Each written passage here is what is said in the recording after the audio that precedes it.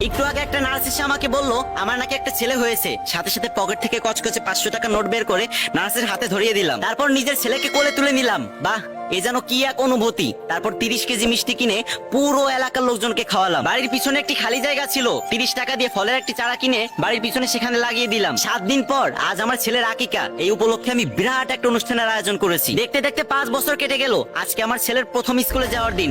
আমি নিজে গিয়ে ওকে শহরের সবচেয়ে নামি দামি একটা বড় স্কুলে ভর্তি করে দিয়েছি। 16 বছর পর আমার ছেলে এসএসসি পাস করেছে। আমি তো খুশিতে আত্মহারা। এই খুশিতে ওকে একটা বাইক কিনে দিয়েছি। 50 বছর পর আমি আমার সমস্ত সম্পত্তি আমার ছেলের নামে লিখে দিলাম। কিন্তু এখনো আমি সেই ছেলের পথ চেয়ে বসে আছি। নিজের সবটুকু দিয়ে যে ছেলেকে আমি মানুষ করলাম, সেই ছেলেটা যে আমাকে ওই যে কবরে রেখে গেল, আর এই পর্যন্ত একবার কবর জিয়ারত পর্যন্ত করতে আসলো না। একটি বারো জায়নামাজে বসে হাত তুললো না, আর আল্লাহকে বললো না, আল্লাহ তুমি আমার বাবাকে মাফ করে দাও। কিন্তু 100 বছর আগে সেই লাগানো ফলের গাছটি থেকে আমি এখনো পর্যন্ত সওয়াব পাচ্ছি। এই ভিডিওর মাধ্যমে আমি আপনাদের এটাই শেখাতে চাচ্ছি যে নিজের সন্তানকে ডক্টর বানান, ইঞ্জিনিয়ার বানান, যাই কিছু বানান না কেন, আগে কোরআন শিখান। সন্তানের জন্য সম্পদ না রেখে সন্তানকেই সম্পদে পরিণত করুন। কি বুঝলেন না তো?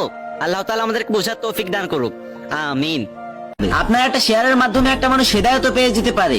অনেক তো গান বাজনার ভিডিও শেয়ার করলেন ভাই, এবার না হয় একটা ইসলামিক ভিডিও শেয়ার করেন। হাতে যদি কয়েক সেকেন্ড সময় থাকে তাহলে ভিডিওটা দেখে যাবেন। আশা করছি অনেক কিছু শিখতে পারবেন।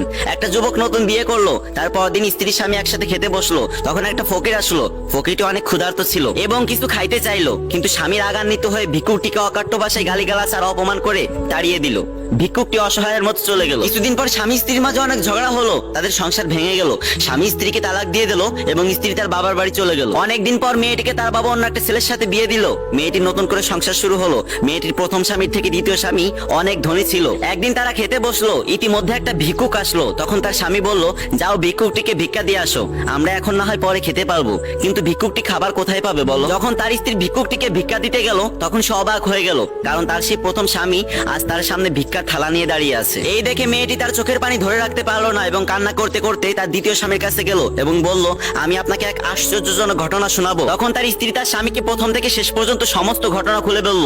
তার স্বামীও চোখের পানি ধরে রাখতে পারলো না আর বলল, আমি তোমাকে এর থেকেও বেশি আশ্চর্যজনক ঘটনা শোনাবো। তখন স্বামী স্ত্রীকে বলল, আচ্ছা তোমার মনে আছে তোমরা একটা অসহায় ক্ষুধার্ত ভিক্ষুককে অপমান করে তাড়িয়ে দিয়েছিলে? তুমি হয়তো শুনে অবাক হবে যে সে অসহায় ভিক্ষুকটি আর কেউ না, তোমার সামনে দাঁড়িয়ে থাকা তোমার সম্পদশীল স্বামী। এই ঘটনা থেকে আমরা এটাই শিখতে পারলাম, আল্লাহ চাইলে মুহূর্তের ভিতর বাদশাকে ফকির আর ফকিরকে বাদশা বানিয়ে দিতে পারে। তাই টাকা পয়সা ধন দৌলত কিছু ফ্যান ফলোয়ার্স নিয়ে অহংকার করো না ভাই।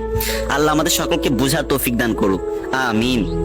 অনেক তো ভিডিও করলাম, চলো আজকে তোমাদের নিয়ে একটা গেম খেলি। তো যারা 9 অথবা 9 এর নিচে পড়ো তারা লেখো হাই, আর যারা 10 এ পড়ো তারা লেখো হ্যালো, আর যারা কলেজে পড়ো তারা লেখো হেই।